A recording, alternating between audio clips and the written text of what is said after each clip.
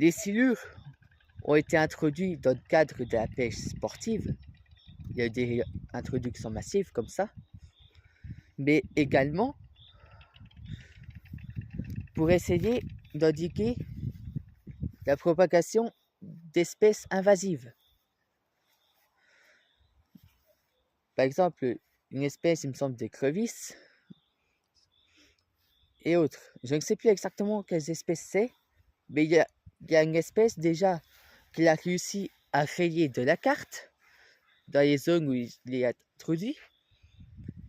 Et il y en a une autre qui est en forte régression grâce aux silures. Alors oui, les silures mangent beaucoup. Oui, les silures mangent également des poissons migrateurs. Mais en attendant, pouvons-nous dire que les silures sont les seuls responsables? Je ne crois pas. Parce qu'en attendant, avec le nombre de barrages qu'on a construits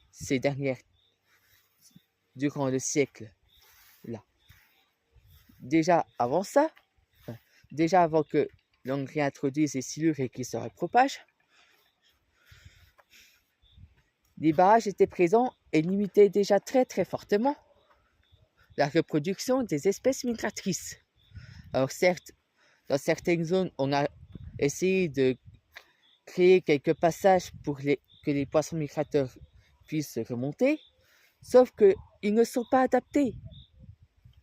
Donc déjà, rien que là, si on faisait un effort, qu'on réussissait à réaménager correctement cette fois-ci ces passes-là,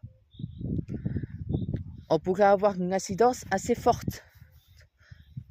Alors, il y a une autre solution, effectivement, ce serait de réduire un peu la population de silures dans les endroits, les zones qu'on appelle les goulets d'étranglement, par exemple en aval des barrages et aussi en amont, où les silures peuvent attendre, du moins généralement ceux qui sont spécialisés dans la chasse de ces espèces migratrices.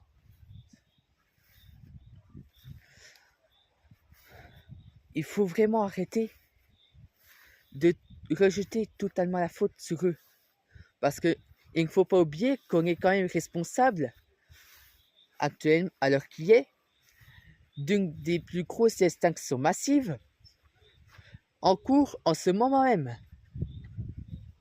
Le problème, c'est que notre espèce a tendance à jeter la faute sur les autres. Qui a introduit, par exemple, la perce-soleil? Qui a introduit les chimies processuelles?